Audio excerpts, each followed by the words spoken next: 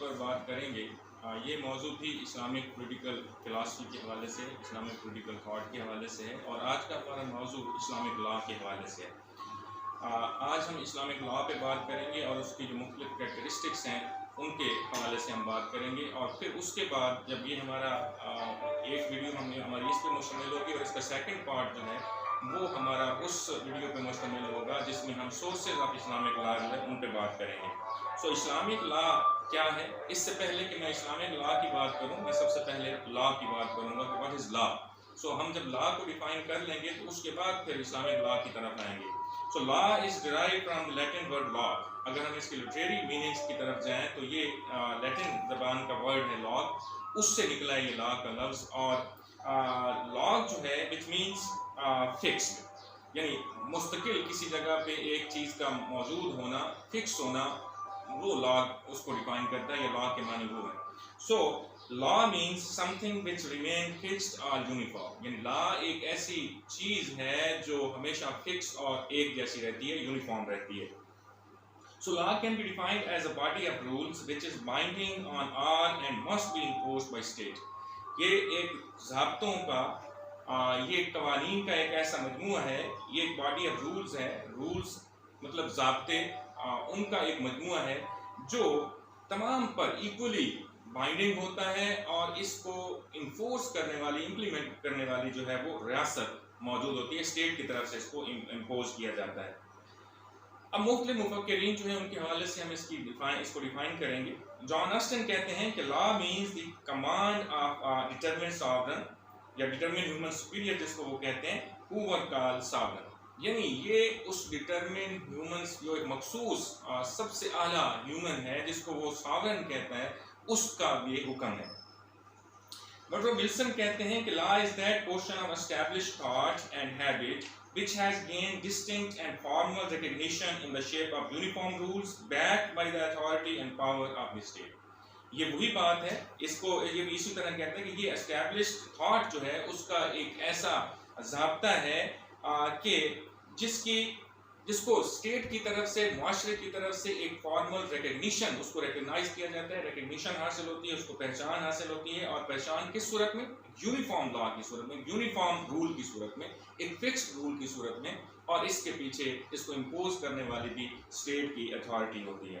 Professor Holland کہتے ہیں کہ law is general rule of external actions enforced by sovereign political authority.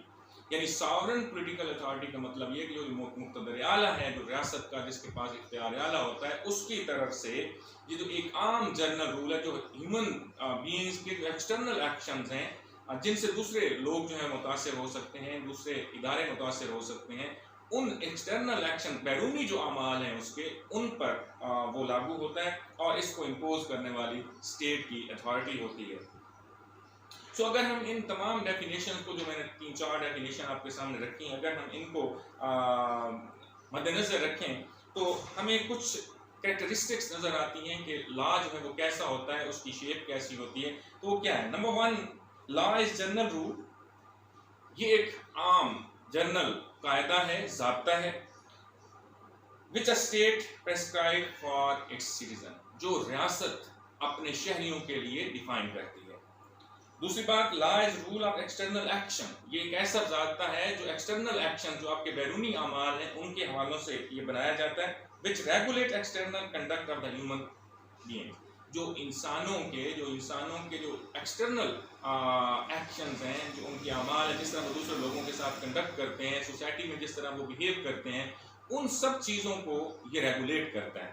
یعنی اس کو وہ یہ اس کی کریکٹرسٹک ہے. دوسری یہ کہ law is issued by the determined authority. یہ ایک مخصوص ڈیٹرمنڈ اتھارٹی کی طرف سے اس کو ایشو کیا جاتا ہے. ہر شخص جو ہے اس کا بنایا ہوا ضابطہ لا نہیں ہوتا. And law is enforceable by the state and its violation is followed penalty. یہ ریاست کی طرف سے امپوز کیا جاتا ہے، اس کو انفورس کیا جاتا ہے اسٹیٹ کی طرف سے، اور جو اس کی وائلیشن کرے گا اس کو پھر اس کے مطابق اس کی وائلیشن کی جو بھی سزا مقرر کی جائے گی اس کو اس کے مطابق سزا ملے گی. لا کی بے شمار قسمیں ہیں، various shapes are law, but ہمارا یہاں پہ موضوع لا کی جو مختلف شکلیں ہیں یا مختلف قسمیں ان کو ڈیفائن کرنا نہیں ہے. صرف میں آپ کو تھوڑی سی آئیڈینٹیفیکیشن دینا چاہ رہا ہوں کہ لا جو ہے وہ مختلف قسم کے ہوتے ہیں. مثال کے طور پر اسٹیچو لا ہے, لیجسلیٹو لا ہے, کامن لا ہے, کیس لا ہے, کنسٹیٹیوشنل لا ہے. These are the various types of law, جو مختلف پھر ان کو ہم کیٹیگرائز کرتے ہیں, ان کی مختلف شکلیں جو ہیں ہم ان کو مختلف صورتوں میں بیان کرتے ہیں. لیکن چونکہ آج کا ہمارا موضوع اسلامک لا ہے تو جسٹ میں نے یہ آپ کو ڈیفائن کیا کہ لا کیا ہے اور اس کی مختلف صورتیں کیا ہیں اور اس کی مختلف کریکٹرسٹکس کیا ہیں. اگر ان کریکٹرسٹکس میں کوئی ضابطہ, کوئی رول جو ہے وہ پورا کرتا ہے تو then that particular rule will be called law. So اب ہم اسلامک لا کی طرف آتے ہیں. Islamic law is infallible doctrine of rights and duties of Muslims. It is knowledge of public and private life of the Muslim thought through which they conduct their business of life and prepare themselves for the life of hereafter. یعنی یہ ایک ایسی ڈکٹرائن ہے جو مسلمانوں کے حقوق اور جو ذمہ داریاں ہیں ان کا تعین کرتی ہے. It is knowledge of the public and private life of the Muslim. یہ مسلمان لوگوں کی جو پرائیویٹ اور پبلک لائف ہے اس کو ریگولیٹ کرتا ہے, اس کے بارے میں یہ نالج پرووائڈ کرتا ہے.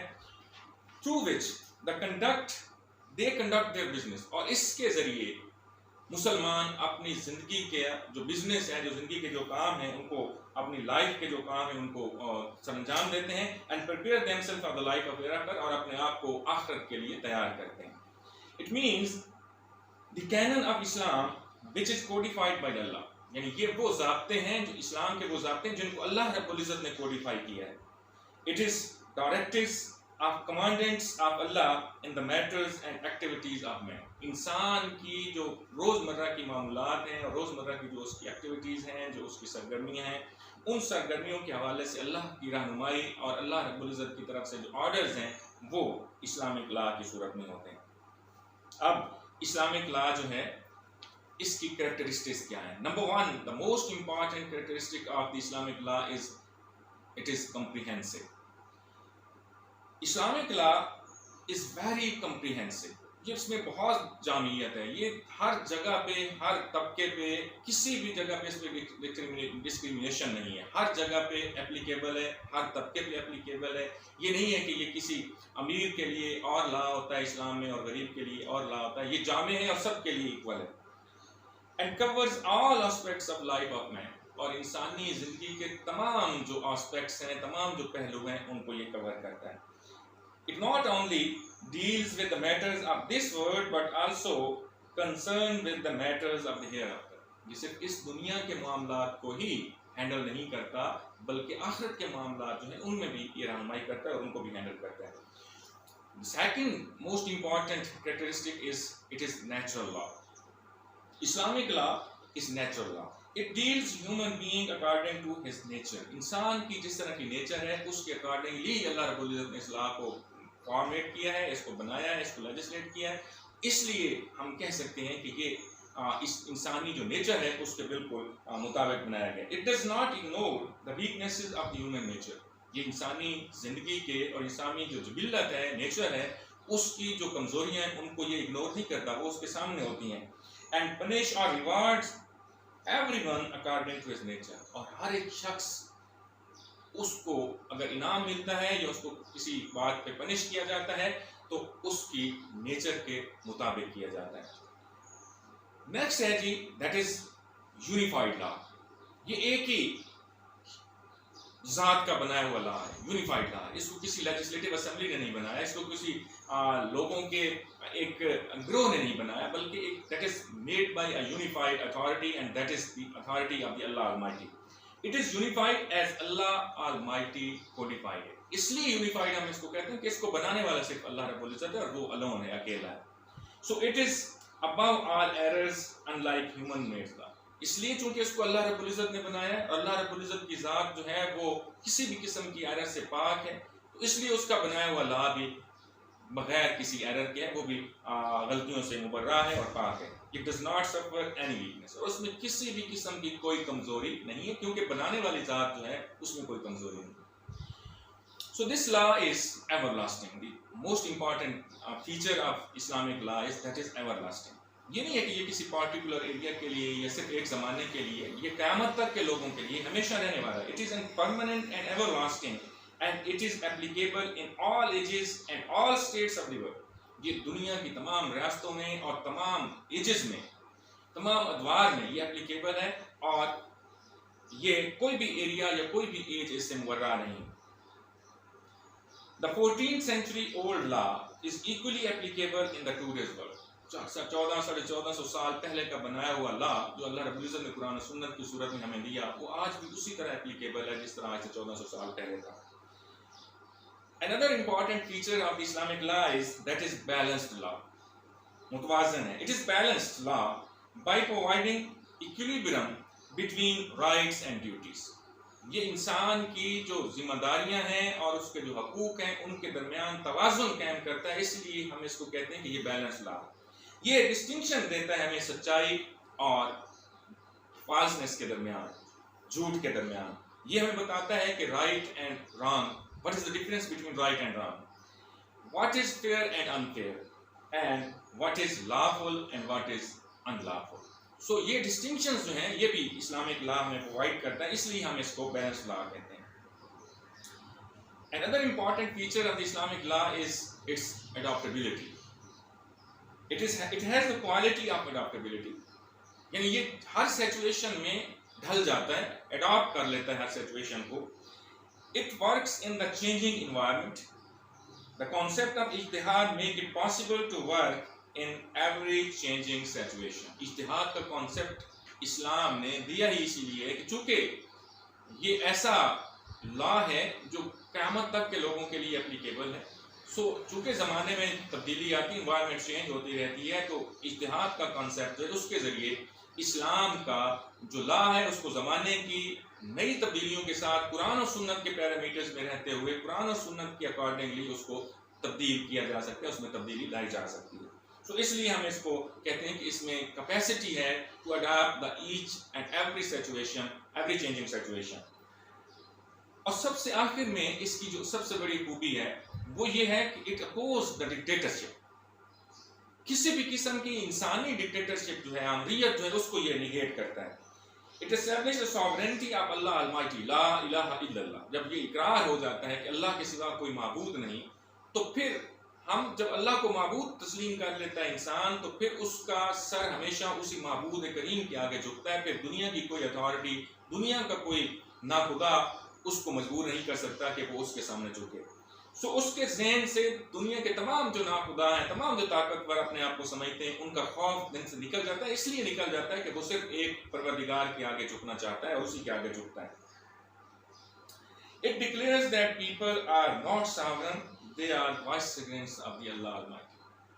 یہ لا، اسلامک لا، یہ ہمیں بتاتا ہے کہ لوگ ساورن نہیں ہیں، لوگوں کے پاس اختیار اعلیٰ نہیں ہے۔ اختیار اعلیٰ صرف اور صرف اللہ رب العزت کے پاس ہے۔